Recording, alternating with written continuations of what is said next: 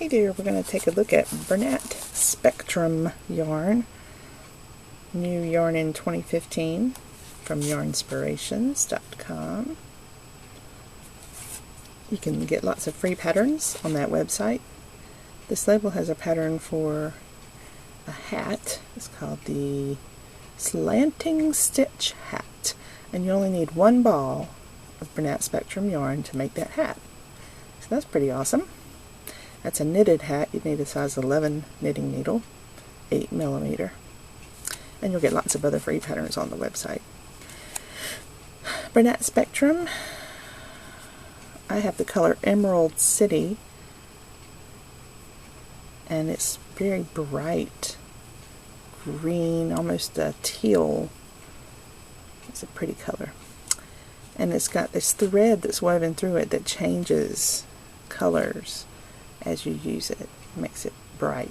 And it's a shiny yarn. It has a sheen to it, a glow. Alright, it is a super bulky yarn, number 6. It calls for a size 11 knitting needle. You'll get 11 stitches in 14 rows in a 4x4 inch or 10cm square. And that was an 8mm size 11 knitting needle. For crochet, you need a size M 13 hook, which is 9mm, and you'll get 8 single crochets and 9 rows in a 4x4 inch or 10cm square. It's machine washable, lay flat to dry, do not iron, do not dry clean, and do not bleach. 100% acrylic. Each skein is 4 ounces or 120 grams, 68 yards or 62 meters. So that's the details on the yarn. You got the deets now. The main color, this regular yarn that's through the center is a roving style yarn. See all these threads? Whole bunch of very, very soft yarn. It's not twisted at all, and it's wound by a thread, and the thread is the thing that changes colors as you work. So it's orange and green here for a while, then there's a hot pink that comes in, or a magenta maybe, and then it switches back to green, then it goes to orange. So orange, green, and magenta are the colors. Oh, and there's like a bright fluorescent highlighter yellow in there as well. And it's not consistent. It changes periodically, but it's not a pattern. It just changes colors when it feels like it. It's pretty awesome. Pardonnez-moi. Alright. Let's try to crochet with this. I'm using a size M hook, which is what they recommended. And to me, this yarn feels more bulky than super bulky, but that's just me. We'll see how it goes with this M hook. I might try with an L just to see how it does.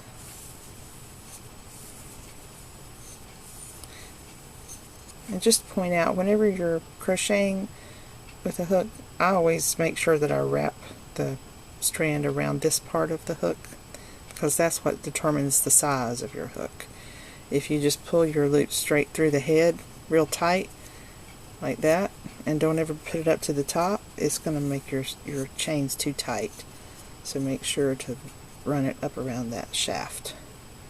That's what'll keep it nice and loose, and it'll make your stitches the right size. So there's that. Now let's turn back and do some singles. I'm just going to go under one strand across here. This it's kind of psychedelic looking, isn't it? As you work each stitch, because of all those fluorescent shades going by. It's cool. It's almost like a fluorescent tartan. It's cool. It's fun. It's a fun yarn. And it's not hard to work with either. I would recommend this for beginners.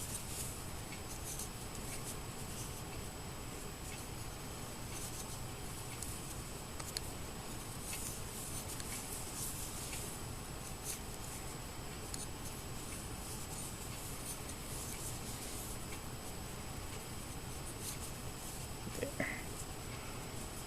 Flip it around. Let's do another row of singles.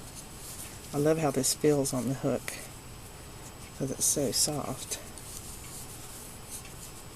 You have to be careful with your hook to make sure it doesn't grab hold of the thread and pull just the thread through as you work, because that would pull the yarn apart and make it unattractive. So make sure you have the whole strand on the hook as you pull it through.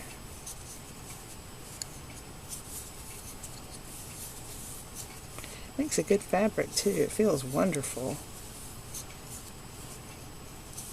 This would be good to make just about anything. I'm going to pretend like that's the end of the row because I want to do some doubles.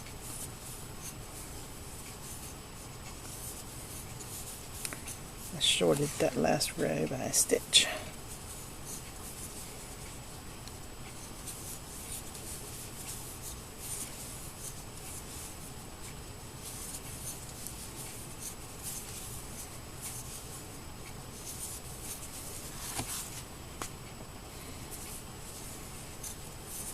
Feels really good. Very smooth yarn.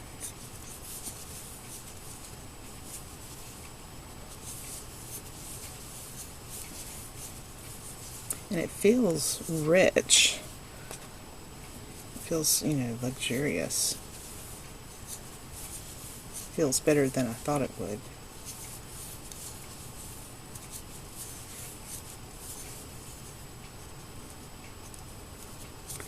I think that every one of the shades, every one of the colors in this yarn is a fluorescent, bright color.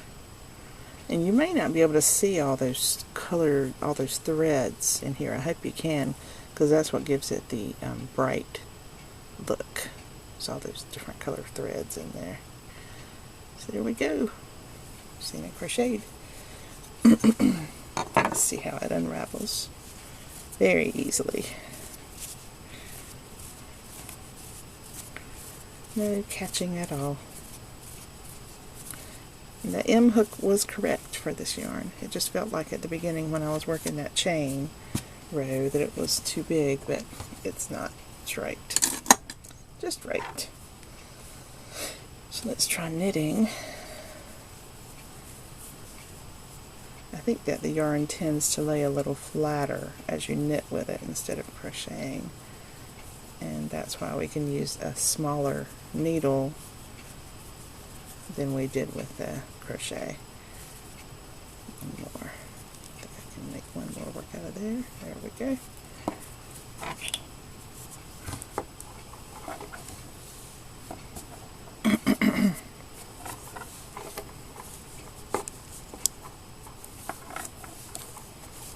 Yeah, this works nicely.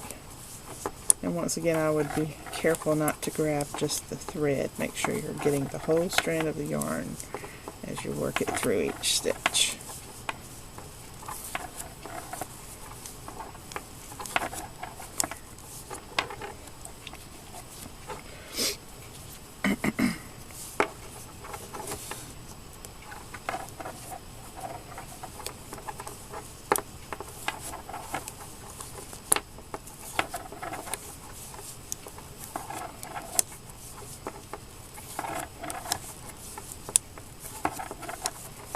Works very easily. It feels good in the hands. It doesn't hurt my fingers at all as I'm working with it. The yarn is flowing nicely. It's very soft.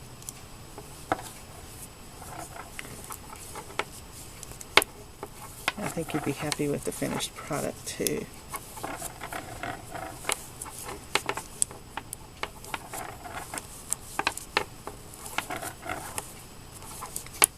Makes a good fabric.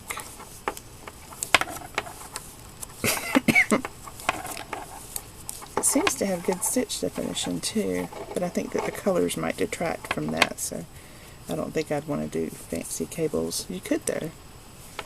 It's just that they wouldn't be very obvious to the person who would see your finished item. They might not appreciate it as much as you would.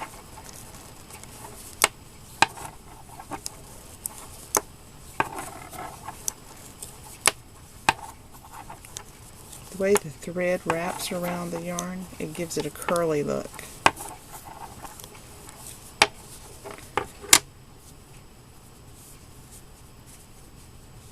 There.